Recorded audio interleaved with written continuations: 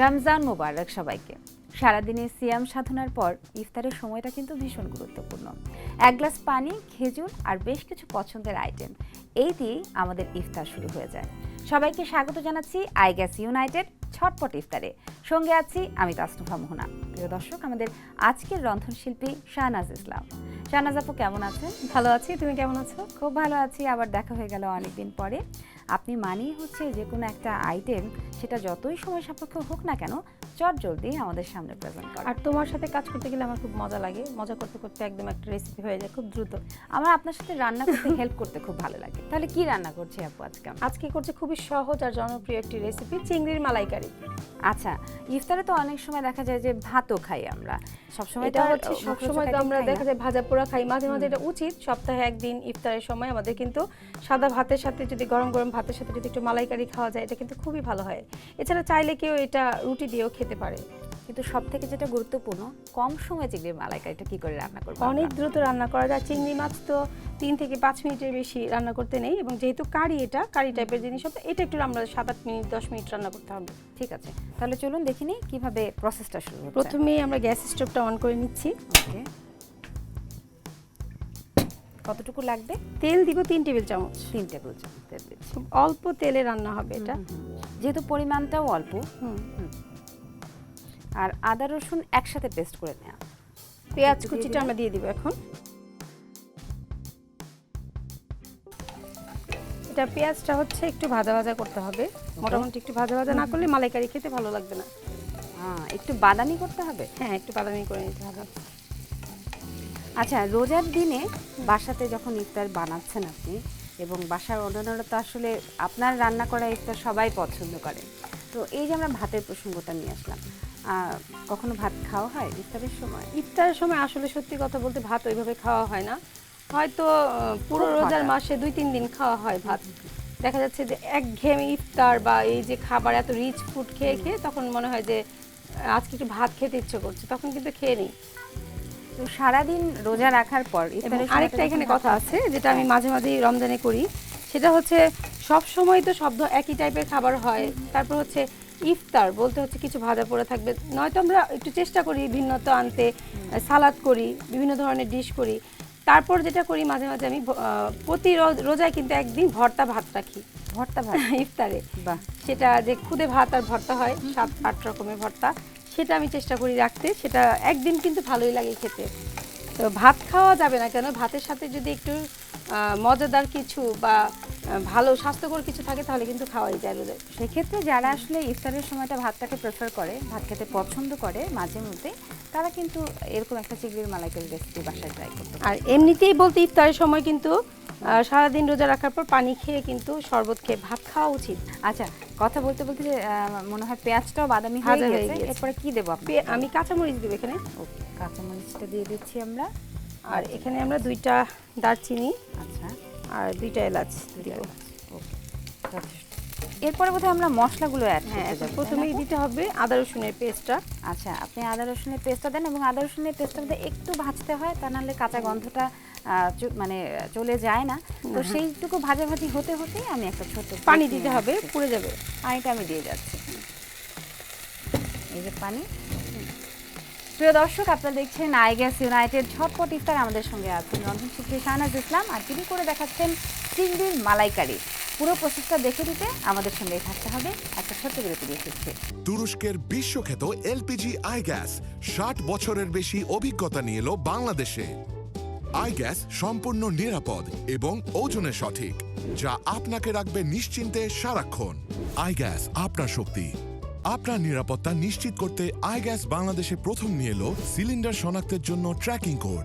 সিলিন্ডারটি প্রথম আপনি খুলেছেন নিশ্চিত করতে হলোগ্রামযুক্ত থার্মোস্লিভ, আর সিলিন্ডারের তথ্য ও নির্দেশাবলী জানতে ইনফরমেশন কার্ড। আইগ্যাস, আপনার শক্তি। দীর্ঘ 60 বছরেরও বেশি অভিজ্ঞতা নিয়ে তুরস্কের এলপিজি আইগ্যাস ইউনাইটেড এখন বাংলাদেশে আপনার সর্বোত্তম সেবা এবং নিরাপত্তা নিশ্চিত করছে। আইগ্যাস ইউনাইটেড ঝটপট ইফতারে আপনাদের সকলকে আরও একবার স্বাগত জানাই। আইগ্যাস ইউনাইটেড, আপনার শক্তি। চিংড়ির মালাইকারি কোন প্রসেসে আছে চলুন দেখে নিই। আমরা ছিলাম আদা রসুনের পেস্ট পর্যন্ত। আচ্ছা, এরপরে কি অ্যাড করব? লবণ দিব। আমি দিয়ে দিচ্ছি, আপনার আমাকে একটু কষ্ট করতে দেন। লবণ দিয়ে কতটুকু দিচ্ছি দিচ্ছি? স্বাদ মতো। স্বাদ মতো। ঠিক আছে, তারপর এবার মরিচ গুঁড়া দিব দিলাম। 1 চা চামচ, যেহেতু আমরা ঝাল খেতে একটু পছন্দ করি। হ্যাঁ, আমি তো খুবই ঝাল খেতে পছন্দ করি। হলুদ গুঁড়া দিব সামান্য 1/2 চা চামচ রঙের জন্য এবং সেই সঙ্গে বাড়তি একটা স্বাদ আনার জন্য। এটা কি আপা? এটা হচ্ছে ধনে গুঁড়া। ধনে গুঁড়া। এটাতে কি আমরা জিরা গুঁড়া অ্যাড করছি না? না, আচ্ছা, সেটা কেন? জিরা গুঁড়া মালাইকারির সাথে যায় না। যায় না। এখন কি দেবো বলেন? এখন চিংড়িটাই দিয়ে দেবো। এখন চিংড়িটা দর্শক কেউ যদি চান আপনারা আগে একটু হলুদ আর লবণ দিয়ে হালকা একটু তেলে ভেজে নিতে পারেন, তবে চিংড়ি যেহেতু খুব তাড়াতাড়ি কুক হয়, আমি আসলে ভাজছি না, আমি ডিরেক্ট দিয়ে দিচ্ছি। চিংড়িটাকে অবশ্যই আমরা যেটা হয় রকটাকে পরিষ্কার করে মাথাটাকে পরিষ্কার করে নিতে হয়। অনেকেই এই জিনিসটা মানে ভুল করে, মাঝে যে একটা কালো একটা রগের মতো হয় সেটা ফেলতে ভুলে যায় অনেকে, সেটা কিন্তু স্বাস্থ্যের জন্য খুবই খারাপ। পানি লাগবে একটু? হ্যাঁ, একটু পানি লাগবে, আমি একটু পরে পানি দিব। একটু নেড়ে চেড়ে একটু ভেজে নেই, যেহেতু আমরা এটা আর ভেজে নেইনি আগে।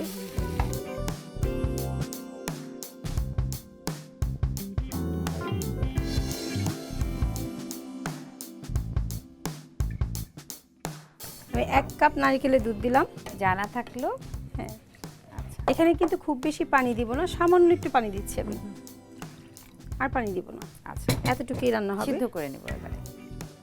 এটা যতক্ষণ মাখা মাখা হবে আমরা এটা আচ্ছা, মিডিয়াম হিটে এটা ঢেকে রাখবো, ঢেকে রান্না করব 7 থেকে 8 মিনিট। আচ্ছা আপা, অনেকে রান্নার শেষের দিকে দেখা যায় যে একটুখানি গরম মশলার গুঁড়ো ছিটিয়ে দেয় এবং চিনি ছিটিয়ে দেয়। এটাতে চিনি দিব আমরা, চিনি তো দেবই। টেনশন নিও না তুমি। আর সেটা সেটা কতখানি স্বাদবর্ধক সেটাই জানতে চাই। যে রেসিপির সাথে যেটা যায় সেটাই দেয়া যাবে। মালাইকারিতে যেহেতু নারিকেলের দুধটা ব্যবহার করছি, এর সাথে একটু স্বাদটাকে বাড়ানোর জন্য চিনিটা দেওয়া হয়, কিন্তু অনেকে না বুঝে যে কোনো কারিতে যে কোনো রান্নাতে দেখা যায় বলে যে স্বাদটাকে ব্যালেন্স করার জন্য চিনি দিলাম, সেটা কিন্তু আসলেই ঠিক না। এটা ঢাকনা দিয়ে ঢেকে 7 থেকে 8 মিনিট আমরা মিডিয়াম হিটে রান্না করব। বাহ, দর্শক তাহলে শিখে নিলেন চিংড়ির মালাইকারি কি করে রান্না করতে হয়। আমরা অলরেডি সব প্রসেস কমপ্লিট এবং 7 থেকে 8 মিনিট পর ফিরে আসছি। তো ফিরে এলাম 7 থেকে 8 মিনিট পর এবং চিংড়ির মালাইকারি অলমোস্ট রেডি, ঠিক কিনা? আমি একটু দেখি। আর ওয়াও, একটু প্রসেস বাকি, ওই যে বললাম না তুমি কালারটা যেটা কিন্তু খুবই সুন্দর। হ্যাঁ, অনেক পছন্দ করো চিনি দেয়া লাস্টে, তোমার জন্য আমি চিনিটা দিচ্ছি এখানে। প্লিজ। না, মালাইকারি তো একটু মিষ্টি মিষ্টি ফ্লেভার, যেহেতু নারকেলের দুধ এতটুকু থাকে। 1/2 চা চামচ দিলাম, বেশি দিলাম না। ভালো লাগে। আর লাগছে কাঁচামরিচ দুটো আমি উপর থেকে দিয়ে দেবো। ওকে, এটা আমরা সার্ভ করার সময় দেবো নাকি না, এখন? এখনই আমি দিয়ে দিচ্ছি উপরে। এটা হচ্ছে কাঁচামরিচের শেষে একটা ফ্লেভার আসবে, সেজন্য দেয়া।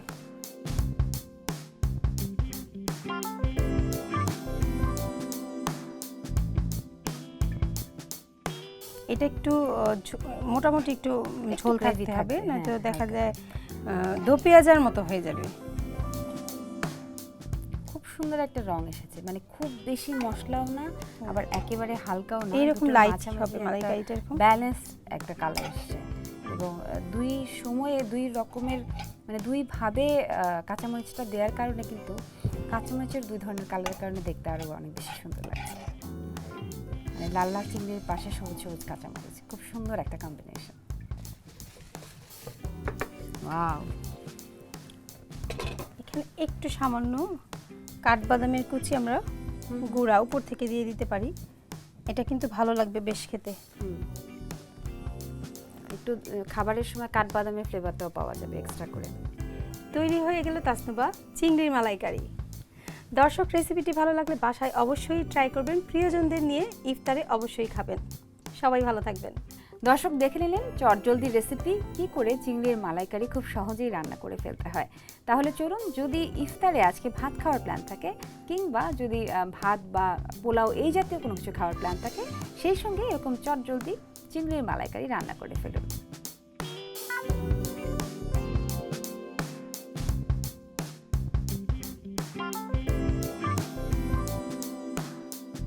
প্রিয় দর্শক, আইগ্যাস ইউনাইটেড ঝটপট ইফতার থেকে তাসনুভা মোহনা বিদায় নিচ্ছি। অন্য কোনো পর্বে আবারও দেখা হবে বলে। আইগ্যাস ইউনাইটেড আপনার শক্তি। ভালো থাকুন, সুস্থ থাকুন, ইফতারে হেলদি খাবার খান।